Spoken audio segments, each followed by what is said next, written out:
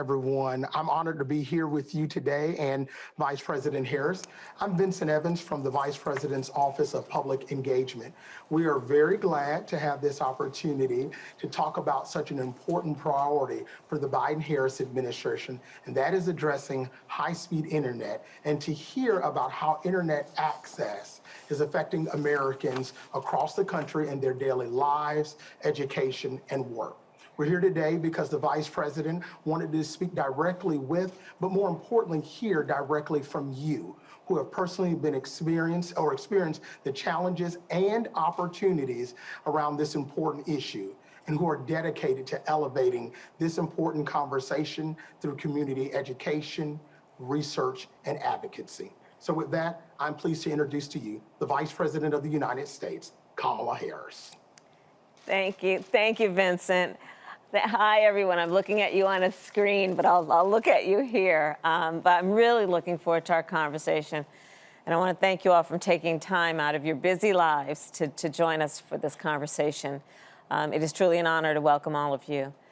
As students and parents, tribal leaders and farmers from urban and rural areas, each of you can speak to the need for affordable and accessible high-speed internet. And I want to begin by talking about another era, seemingly a lifetime ago and well before the internet. And it was the dawn of electricity. Now, I think most of us were not born at that time, but let's just think about what dark days they were.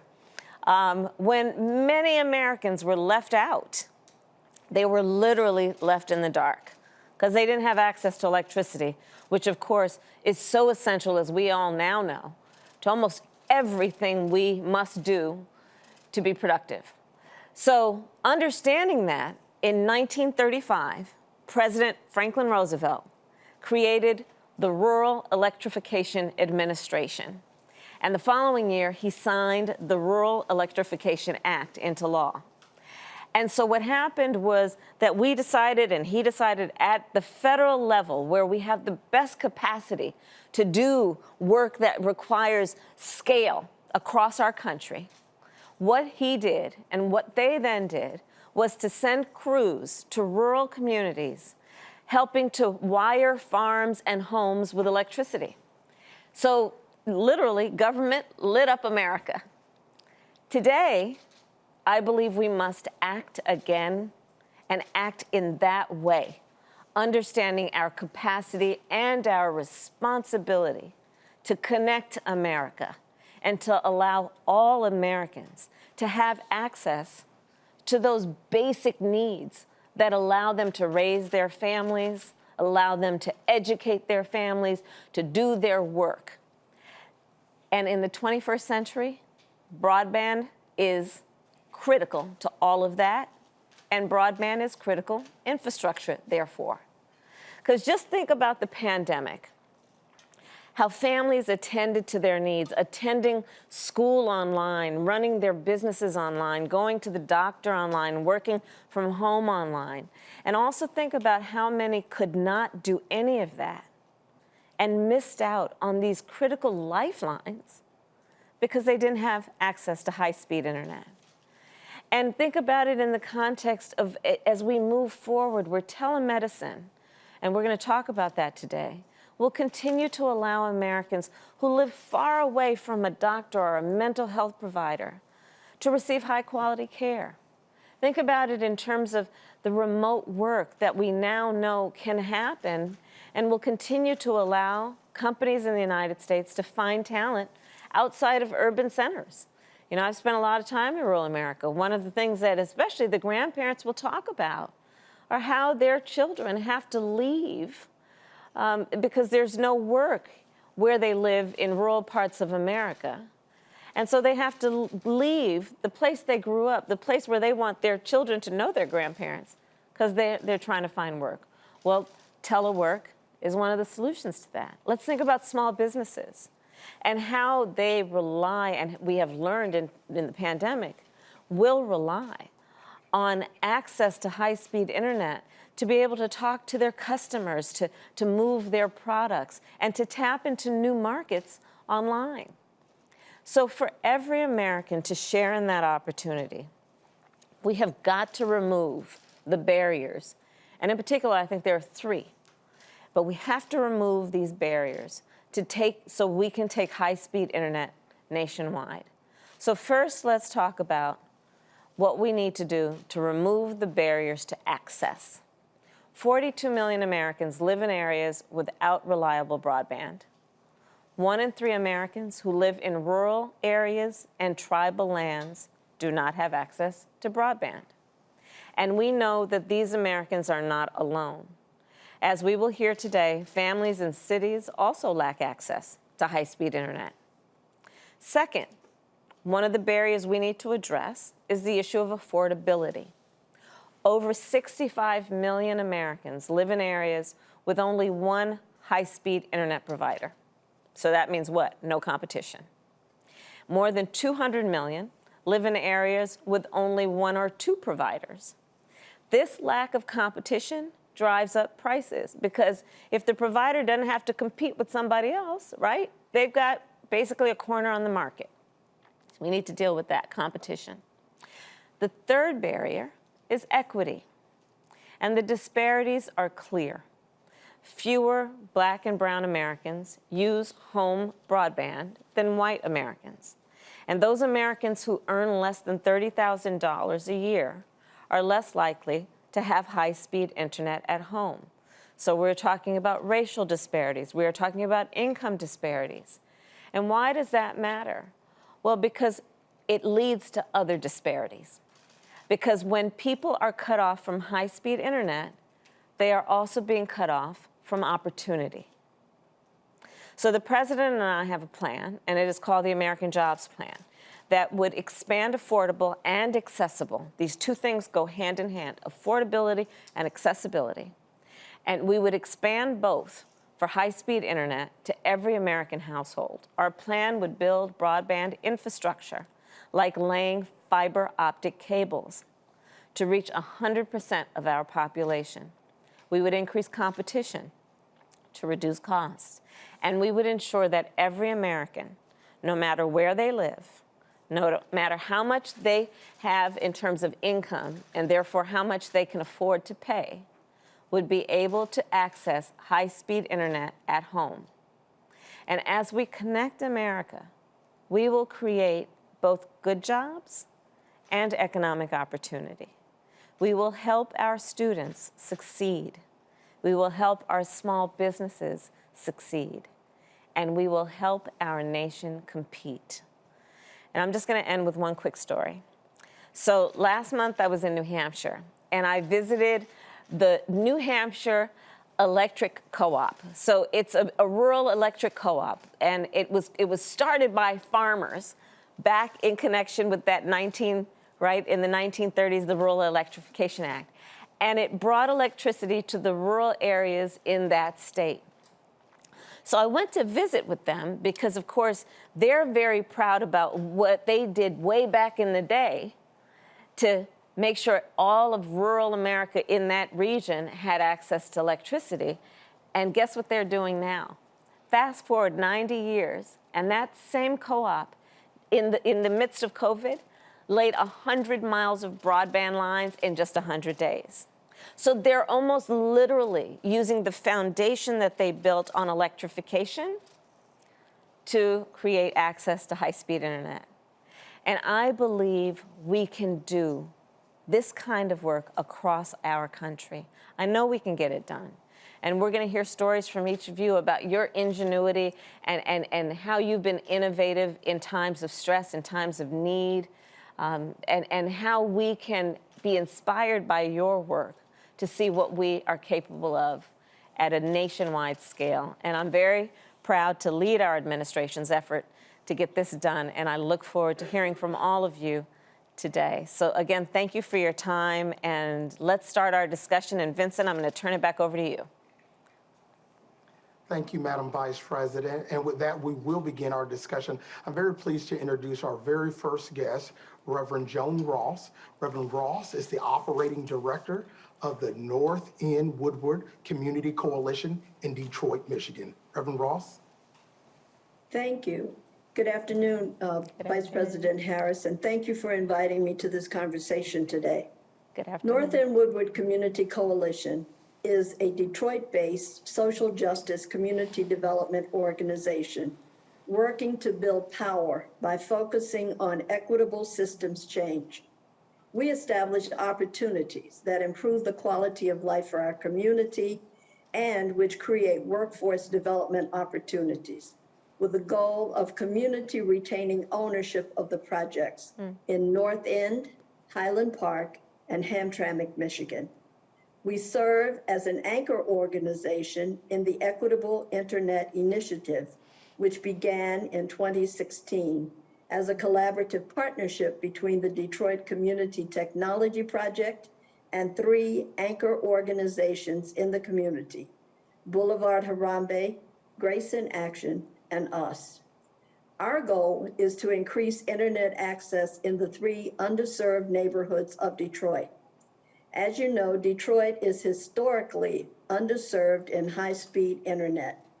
Before the pandemic, it was estimated that as many as 40% of Detroiters had no access to broadband. And for many, the only access that they did have was limited cell phone package access. We saw this in our own community during the pandemic. In our service area of Highland Park, Michigan, in the early months of the pandemic, only 100 children were able to access online learning due to lack of access for internet or equipment. We've been working to get families connected through our fixed wireless network, providing what we call Internet in a Box service. Currently, in the 3 communities in Detroit, our network now serves 300 households and 8 nonprofit organizations, and we've erected 7 solar-powered Wi-Fi charging stations. It's been very impactful to see how this has affected families. And if I may, I'd like to share 2 stories with you. One is we have a grandma who has custody of her 6th grader, who, before the pandemic hit, grandma had only a limited data package on her cell phone. And when that ran out, the only option that she had was to sit on a nearby parking lot of a restaurant and access their Wi-Fi hotspot. In September, we knocked on the door and offered them our Internet in a Box. Our other story is about a 94-year-oldster who is legally blind, but before the pandemic, she was very active, able to write and supply stories for a local newsletter. But when the pandemic hit, she was isolated at home. We provided her our Internet in a Box service and spent several hours setting her up and finding apps that could be voice command so that she would have connection. We went beyond that, and in her local church, we were able to connect them to the internet, and for the first time, they were able to broadcast their service. So she got connected again to her church. We also work to increase internet adoption through a digital steward training program, which prepares residents in our neighborhoods to operate, manage, and own their own internet. All of our 18 employees come from the communities they serve and are trained in community organizing and the technology necessary to maintain a network. Thank you. Thank you. Thank you, Reverend Ross. Thank you. I know the Vice President may have some questions for you, Reverend Moss. Certainly. So the way I think of what you've done, and the term I use to think of it is basically a community internet model. And it reminds me of the co-op. It reminds me of basically, like you said, it's the community retaining ownership. It's not a for-profit. It's literally from the community, of the community, and for the community. And so one of the things that I think is a very important aspect of that is what you have done to hire from the community and create jobs in the community and train members of the community.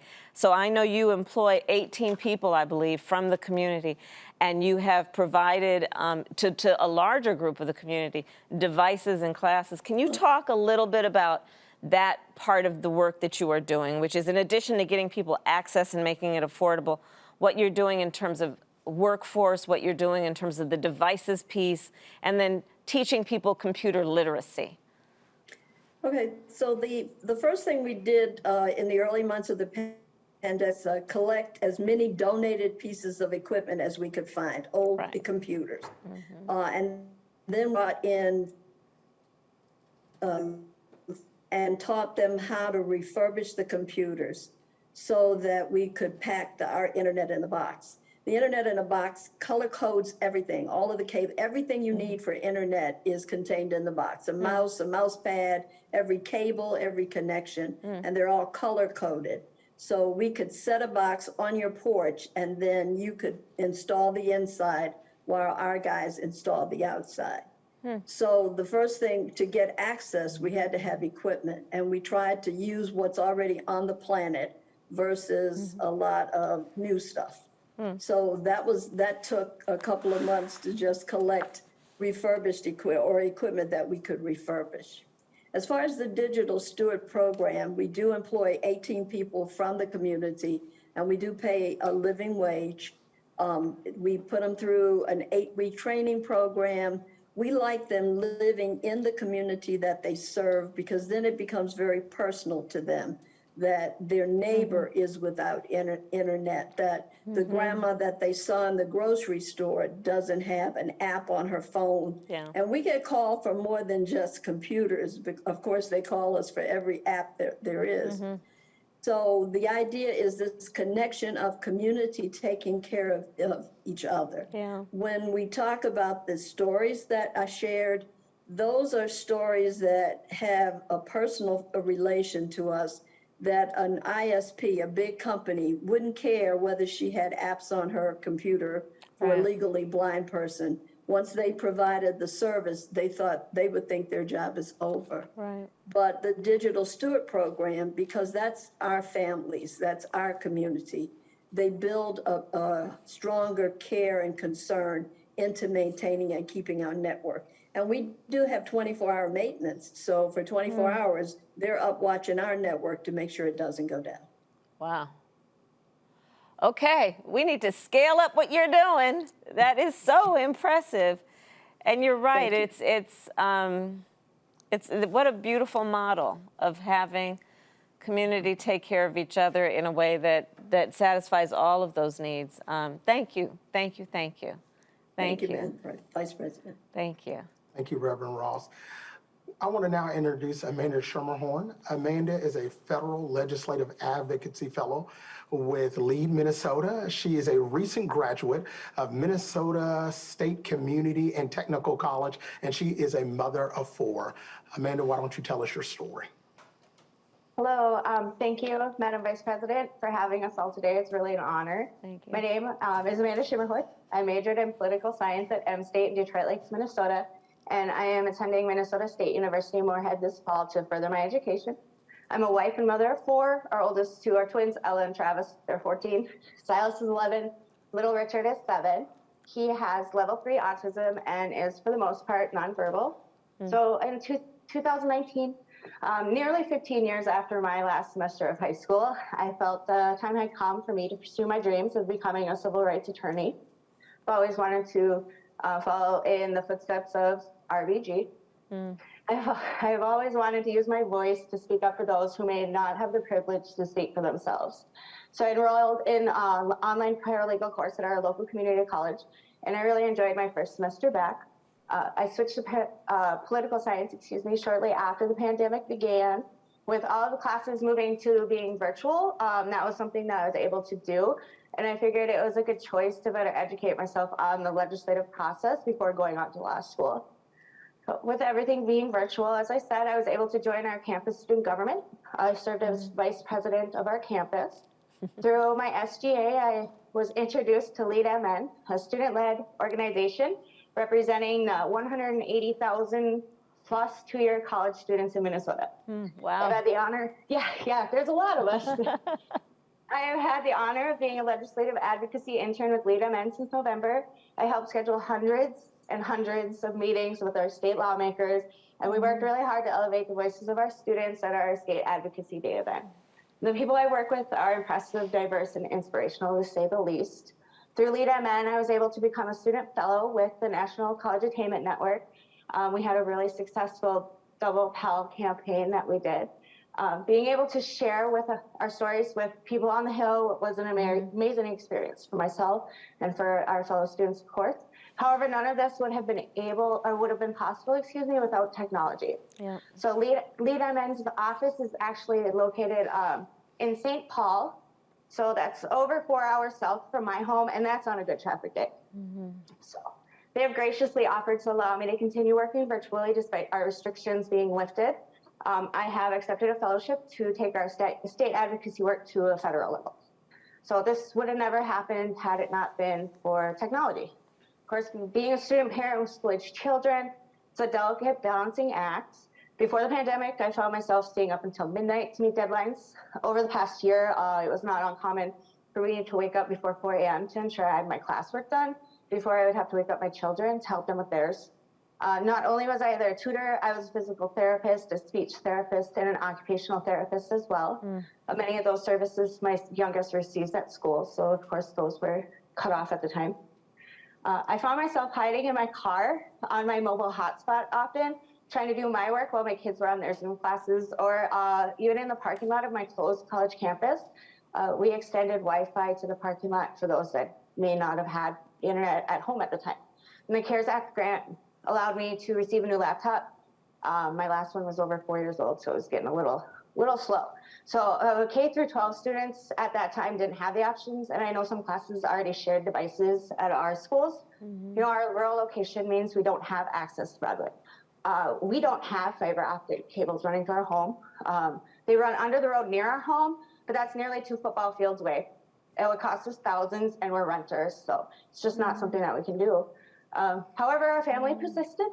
We have 2 children going into high school. Our daughter made the honor roll. Oh, congratulations. Yeah. Another is going to middle school, and our youngest moves on to 2nd grade. I graduated with high honors this year and was inducted into Phi Theta Kappa. Oh, And here I am, great. speaking to the vice president. You know. I mentioned before we got on, this is actually the first half to one of my biggest goals. I said I wanted to meet the vice president and the president. So imagine my shock when I got the call on Thursday. So again, thank you so much for having us. Oh, wow. What an incredible story. And I'm so inspired by you. That's just congratulations on everything that you have worked to achieve and that your family has worked to achieve. Where do I start? There's so much to say about everything that you've mentioned, but I'm going to focus on the high-speed internet piece of it, because to your point, everything that you have shared with us, almost all of it required access and affordable access. And you have a family of 6 people. And all of those people required access. And I think about it in the context of you having to go to your car or go to a parking lot to actually have access. So let's talk a little bit about that and what that meant in terms of what you wanted for your family during that period of time that you just couldn't do because you didn't have the access that you needed. Of course, I wanted to be there for them as much as I could be and be as much of a support to them in their classwork as I am sure. I was already online, so it wasn't as difficult as a transition for myself, but helping all my children to adjust to that was difficult. So I think that not being able to be here for some of it with the older kids was really stressful, but then also I did not want to quit because I wanted my kids to see that, when we have struggles, I always say no pressure, no diamond. So we just got to keep going. Good for you. And so during that period of time, did everyone take turns in terms of when they were online, or how did that work? I'm assuming everyone who needed to be online couldn't be online at the same time. Yeah, at first we had a few of the twins were sharing a device, so they would take turns. Fortunately, at that point in time, it wasn't as structured. It was more of a, being they were in middle school, it was they could sign on and do their work as needed. But then with the younger kids, it got to be a little more difficult. And then also my youngest Richard, with his autism, he needs a lot of therapy and speech and stuff like that. So being able to help him with that while helping the other children with their classwork was difficult. I'm going to tell the president that I talked to you today, and how inspiring your story is. And thank you for that and all that you are doing. And just keep at it. Keep at it. And thank you. Thank you, Amanda. I'm now very pleased to introduce Dr. Aaron Payment. Dr. Payment is the chairman of the Sault Ste. Marie Tribe of Chippewa Indians in Michigan. Mr. Chairman, please. Ani Bonjour, Vice President Harris. I'm so grateful to be invited to advocate Indian country's broadband needs.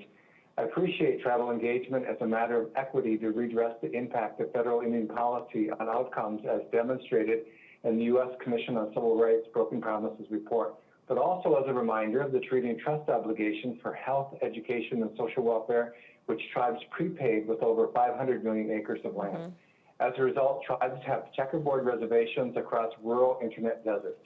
In my tribe's service area, nearly 40% have no access to broadband, with some counties with less than 2%.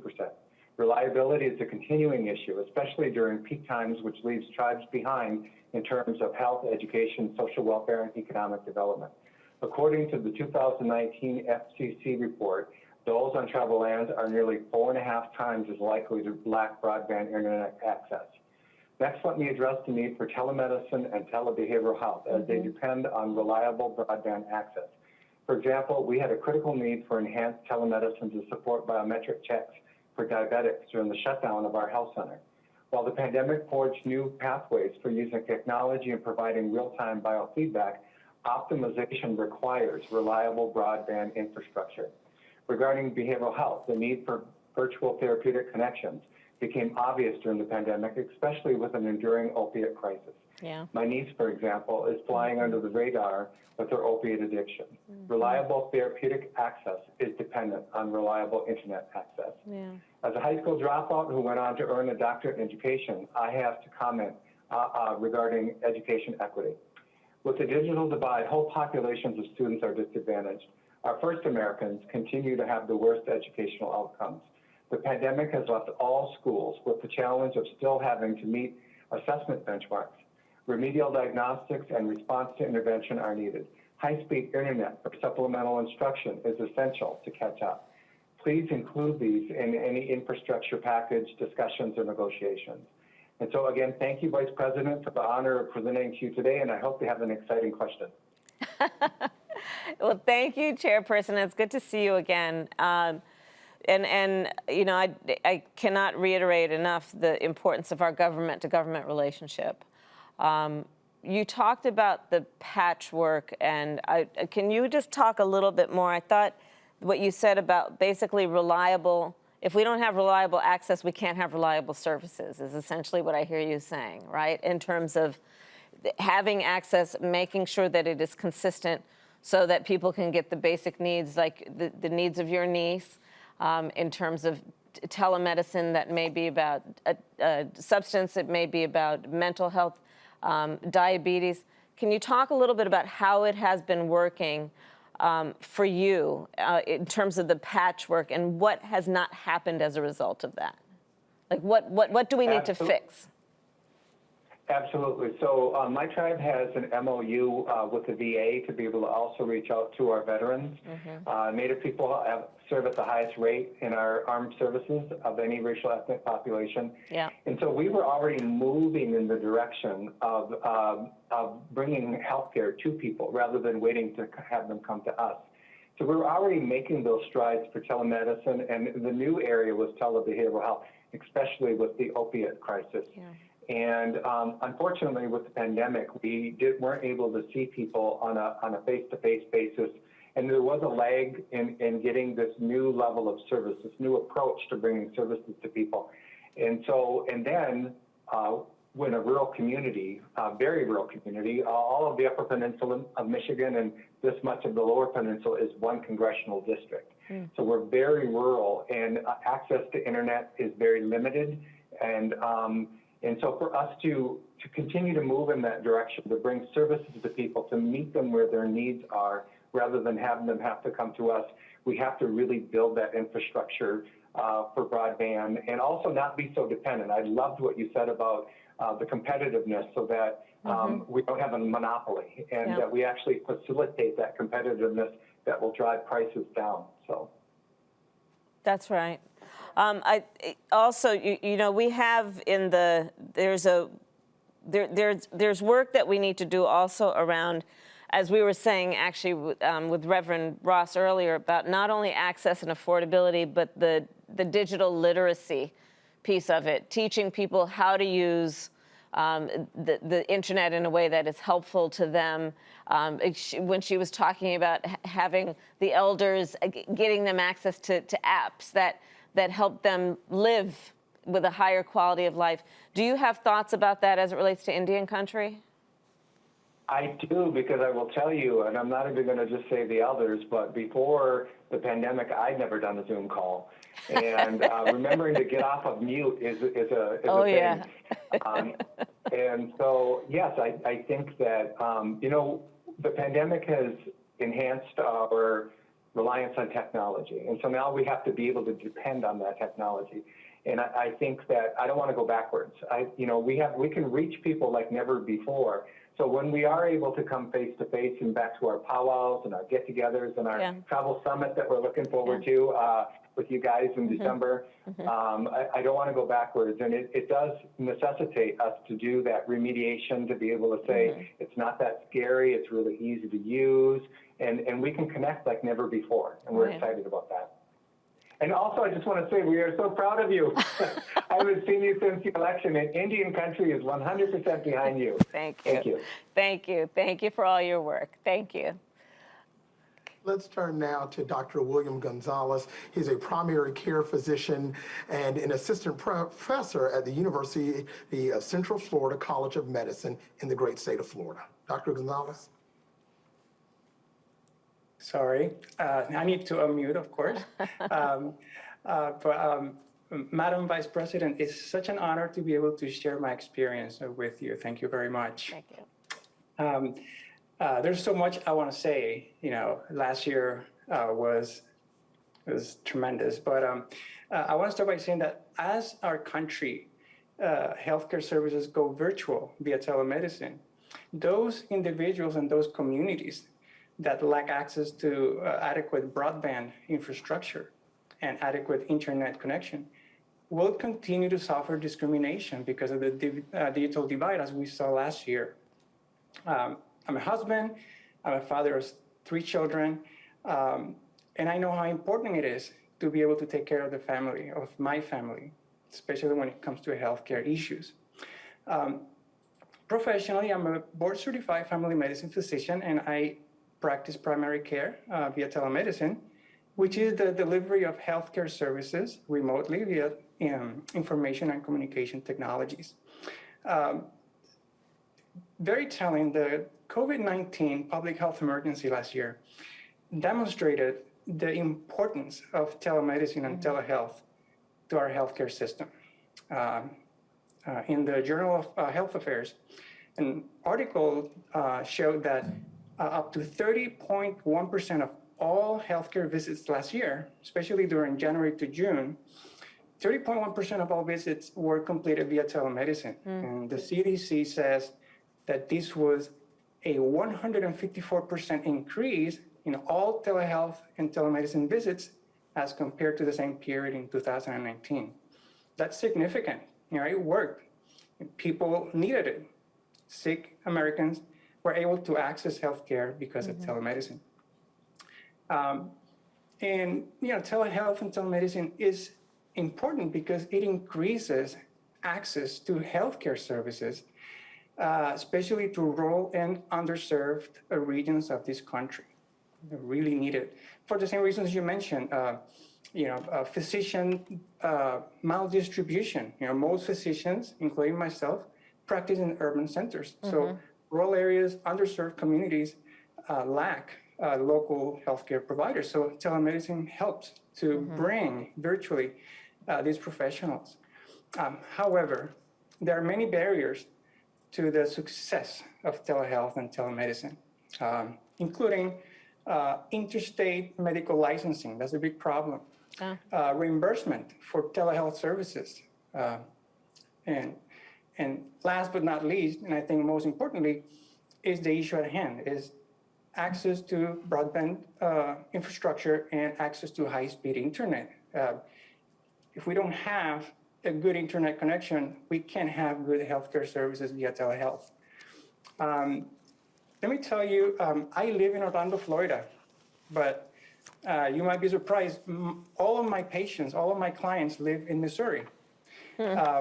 I've been practicing telehealth since 2016, exclusively via telehealth, and I've been seeing patients in different states such as Texas, Michigan, Pennsylvania, Indiana, Florida, obviously, and now Missouri. And it's no secret that lack of broadband infrastructure and lack of access to high-speed internet is a problem in the state of Missouri. Some telling statistics that in the state of Missouri, 20% of all Missourians lack access to high-speed internet. And when you look at rural Missouri, that number goes to 2/3. A little bit over 2/3 of the population in rural Missouri lack access to high-speed internet. And this tremendously limits my ability to expand my expertise to these areas. I work in the Boot Hill region of Missouri, which, there's a lot of need for healthcare services. So let me tell you some stories that I ran into last year, just to give you an example of the challenges. A mother, actually a family with a 2-year-old child, are cooking, and the child dropped a heavy can of food onto his right foot. And so the mom wanted to connect to talk to me about it. I could hear them very well, but because their internet connection was poor, I couldn't see. So, the mom wanted me to tell her, whether the foot was okay. The right big toe was all swollen and red, she said, but I couldn't see it. So unfortunately, I had to send her to the hospital, which is exactly what she wanted to avoid. But I didn't know what to do because I couldn't provide the quality care that she deserved. Another example was a young adolescent woman that was with her father sitting in their car next to a restaurant because they didn't have access to internet at home. She wanted to talk to me about acne care and how to treat her acne. That is so unfair. That is so unfair that she has to talk to me about her health care sitting in a car next to a restaurant. There's no need for that. Madam Vice President, the lack of broadband infrastructure and the lack of access to high-speed internet is important for the realization and for the delivery of quality healthcare via telemedicine. And addressing this issue is an important issue for all Americans. Thank you very much for listening to my stories. Thank you, Dr. Gonzalez. And these stories are great to hear. I will share these stories as examples of the point. Can you explain a bit about the use of telemedicine as it relates to mental health treatment compared to the use of telemedicine for physical health treatment? Absolutely. You should know that mental health care and telebehavioral telepsychiatry was one of the first applications of telemedicine because it's so successful. As long as you have a good connection, that's all you need,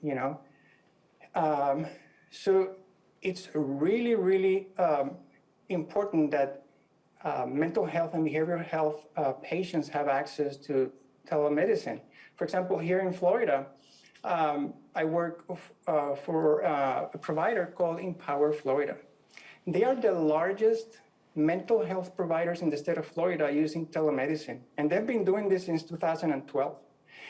And the beauty of this is that all of our patients in Empower, Florida, they keep their own psychiatry. It doesn't matter if they're in Miami or if they're in Tallahassee or if they move to Jacksonville or Orlando. They keep their doctor because location doesn't matter, geography doesn't matter.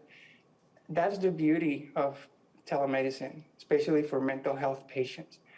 And now when it comes to physical medicine, the things are a little bit different because now, for example, if I'm going to treat someone who has high blood pressure or has heart disease or has diabetes, more than a conversation, I also need to know things like, how's your heart doing? Can I hear your heart? Can I listen to your heart? Can I listen to your lungs? Can I, if a child has a fever and an ear pain, can I look into your ears and see if there's an ear infection? I can do that via telemedicine, and I do it every single day, but I need to have a reliable connection because if not, the technology doesn't work and I will not be able to do the assessment that I need. So the technology exists when you have high-speed internet to hear someone's heartbeat? How does that work?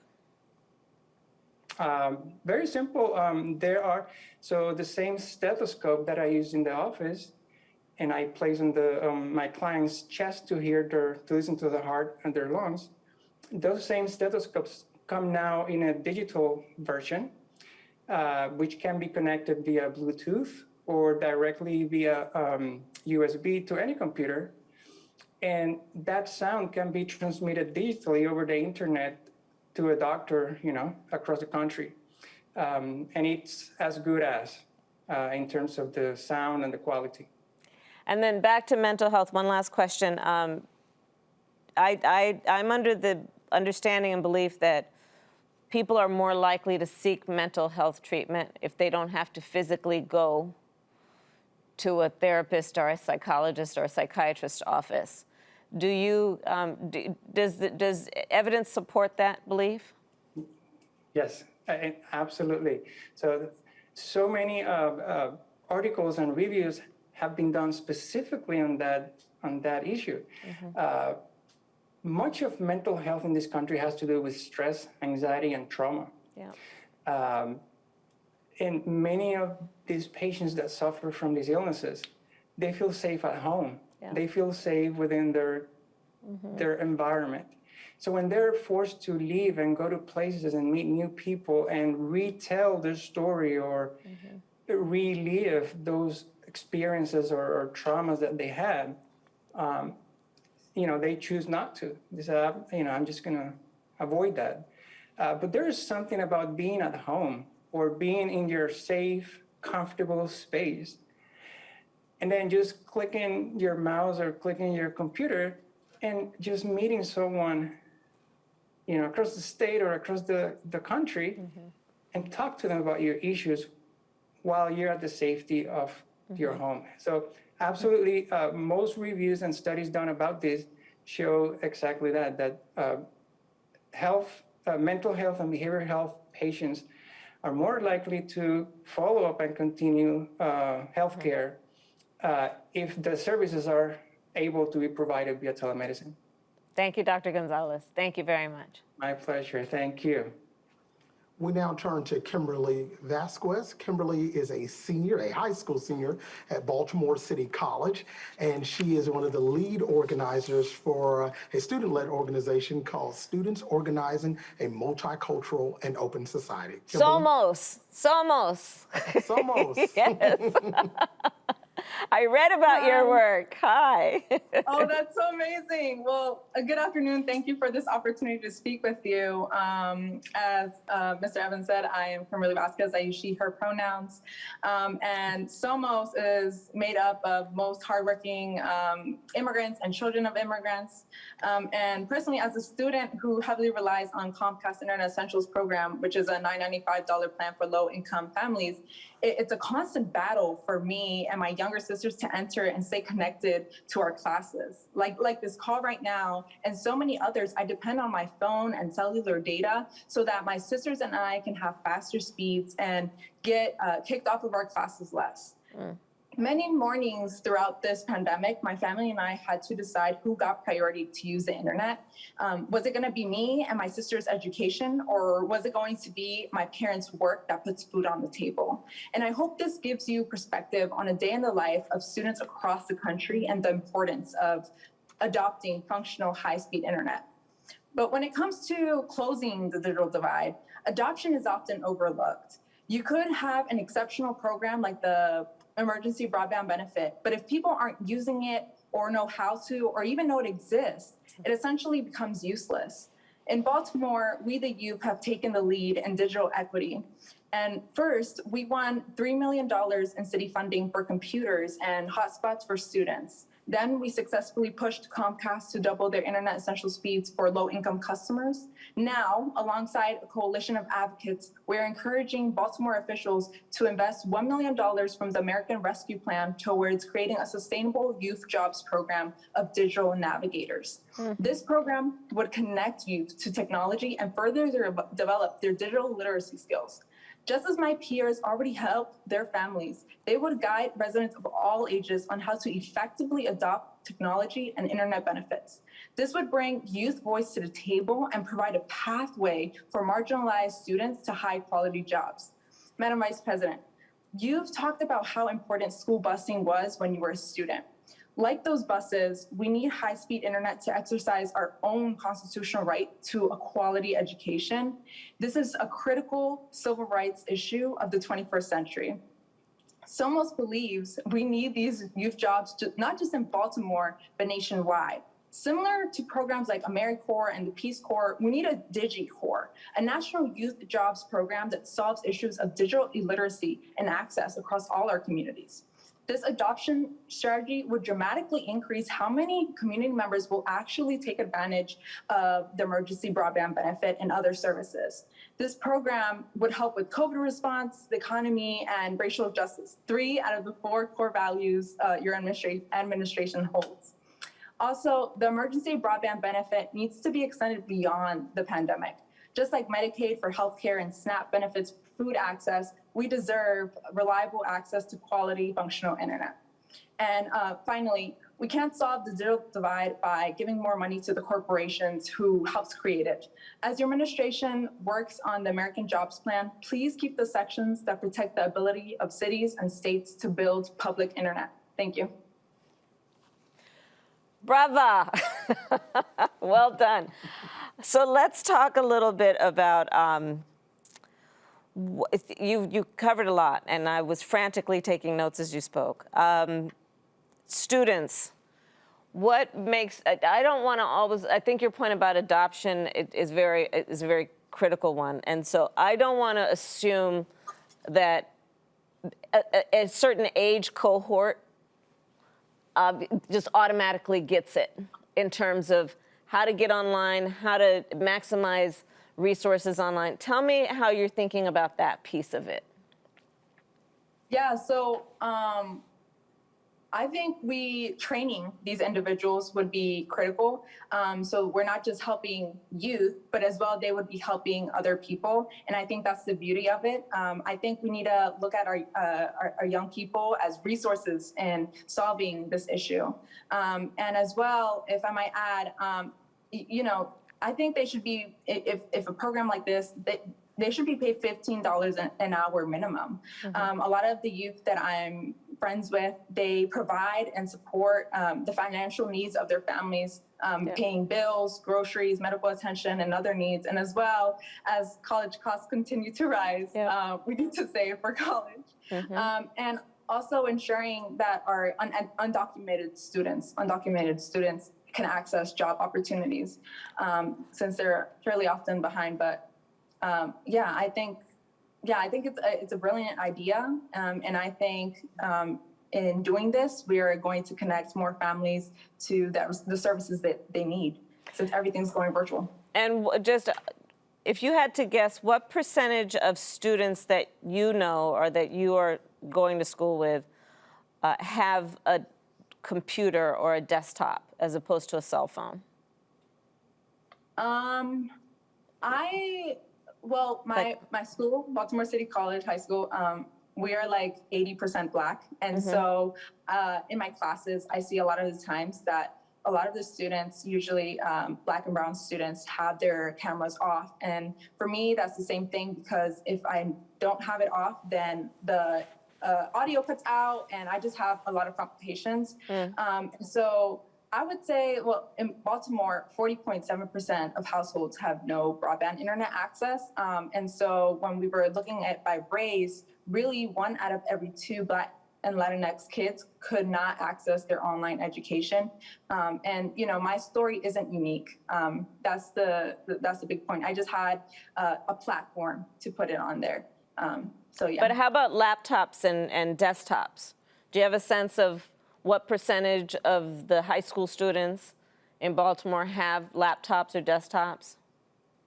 I believe 80.7% of white households have these devices, while 60% of African Americans ones do, and the figure for Hispanic households is 47.5%. Yeah. Thank you. Thank you. Keep doing what you're doing. Thank you, Kimberly. I'm pleased to introduce Megan Kaiser. Megan is a soybean farmer and soil scientist in Bowling Green, Missouri, where she's the Chief Operating Officer of Perry Agricultural Laboratory Incorporated. Megan. Good afternoon, Madam Vice President. I just want to thank you so much for holding this, and just listening to all of the panelists, I feel so in such good company, and I actually have hope about this for the first time. Well, really ever. I really thought that this was kind of a rural struggle and that not many people knew or cared about it. And as I listened to Kimberly, I mean, when we were in the pandemic, about a fourth of our high school had no access to internet. And so, you know, the teachers had to put together packets to go pick up. And so they're doing it very remotely, as in nobody to talk to while they're trying to get their education. And as a mom, I share that concern. I live in Missouri, and Dr. Gonzalez is exactly correct. I mean, telehealth care would be a huge asset when we're an hour from a major hospital to, you know, kind of know, should we go or should we stay? That kind of indicator is hugely helpful. And really, as a farmer and a business owner, I worry about these community issues because we can't attract the best and brightest to come work in agriculture if we can't connect to the rest of the world. Our business, Perry Agricultural Laboratory, we do soil and agricultural nutrient testing for farmers all over the world and in every state in the U.S. And we use our science to help farmers make science-based, data-driven decisions to be more economically and environmentally sustainable. And until 2019, we only had access to satellite internet. So we installed 2 to try to support our office operations, but we still couldn't support the speeds that we needed. And oftentimes we would have clients call and say, we never received our reports after we worked so hard to give them timely information. Our email wouldn't go out because we just didn't have enough upload speed. And when you have to explain that to an international client, it really makes you feel that your business is less than world-class. We spent years calling every fiber provider in our area, asking, what do we have to do? What can we do to connect our business? And the answer was that it would cost upwards of $40,000 just to connect, not including our monthly fees. And right there is a barrier of access that if we were a new business, we couldn't possibly justify locating in a rural area. We finally got the connection in 2019, and really this made such a difference of taking our upload speed from 0.5 to 3. Now, I'm not asking for the world here, but 3 megabytes per second upload speed was the difference of what would take me 1 day now used to take me 3 days just waiting. I would click, wait. And so it's the rural development aspect. But on top of that, the upload speed is so important for us as farmers. we still don't have this connectivity at our home or farm. We often rely on cellular hotspots, but in rural areas, even cellular data is very difficult to come by. We've come so far with precision agriculture. We can test our nutrient content, learn our air and water holding capacity. We know how much fertilizer we applied and exactly how much crop we gained from those applications down to the acre. But we can't utilize any of that data and overlay it and make better data-driven decisions if we can't upload the information to a central source. And, you know, I strongly believe the future for agriculture to play a large role in green alternatives for everything from plastics to fuel and lessen our own carbon footprint while producing these goods is very real. But the only way for us to get there is to have the ability to make better data-driven decisions, and that completely relies on our ability to connect to the internet. It's such a big point that you're making, and the solution is so obviously simple. If we get our act together.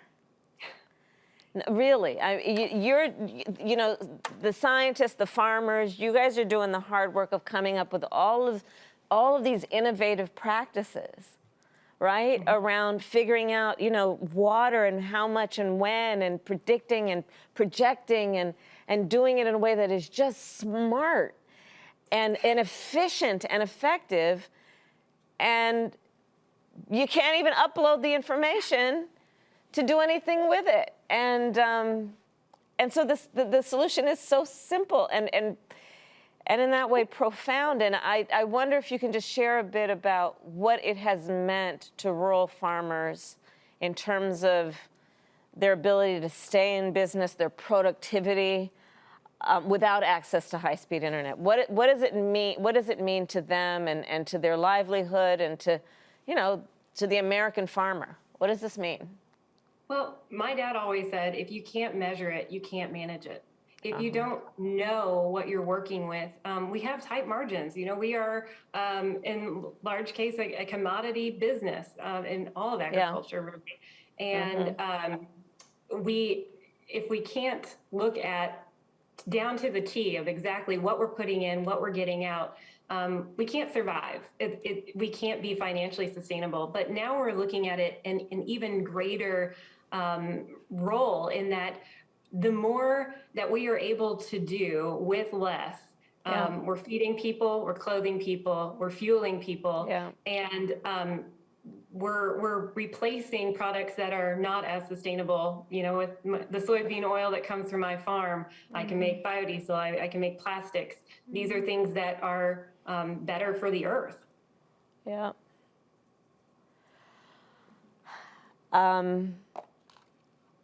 Let's talk just briefly about what it has meant also, going back to an earlier conversation about, and I'm thinking of Amanda, I'm thinking of everyone, what it has meant in terms of rural America and children and education. What are you seeing there?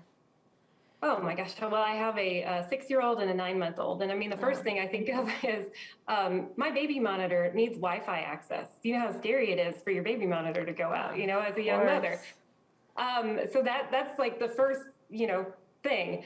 My son, the idea that we can access classes or teachers or specialties in education or healthcare or just arts even with a connection to the internet, it just makes literally the world his oyster. And for him to be able to then learn from all different perspectives, all different walks of life on the internet and bring that to our farm will do nothing but benefit our community, our state, and our nation.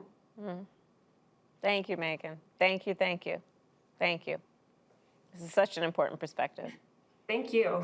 Thank you for listening and for spearheading this, because we just haven't felt heard out here on this issue. So thank you so much. Thank you. I want to thank all of our participants for your very impactful stories and for your advocacy and vocation around this important issue of high-speed internet access. And as we close, I want to yield to the Vice President for final thoughts. Thank you, Vincent. Well, listen, each of you, thank you for sharing your stories. Yours is the American story. And while we have so much to be proud of, there's still a lot of work we have to do. I'm going to talk about you guys, not behind your back, but I'm going to be talking about you and what you've shared today, because I think it's really important to help people understand how fundamental this is. It's just basic stuff. And, let's take away the kind of grand gestures about it. Let's just realize that, in the 21st century, to do the work that needs to be done, to take care of a community, to raise a family, to bring health care, mental health care, to grow things on a farm, American industry, to think about who's been left out or left behind and make sure that they're connected. It's all of this. It's all of this, and it's very basic. And I do believe this is very doable. And so, I'm in D.C. right now, and this is going to be a conversation that I'm going to continue to have with the folks here and around the country, and it's going to be about telling your stories and then getting something done, because it really is pretty basic and it really is pretty simple. We just need to get it done. Like, we know what we need to get done. We need to connect people. We need to do what they did in the 1930s with the electrification plan. It's been done before. We can do it again. And it is imperative that we do. To the well-being of all people in our communities and in our country, and for the sake of what we need to do to compete in a world market. And just what is, I appreciate also Kimberly's point. This is also a civil rights issue, and it is about equity and fairness. So I thank you all very much for your time. I look forward to staying in touch. And Vincent, thank you for moderating us today. Thank you. Thank you, Madam Vice President. Thank you, everyone. Thank you.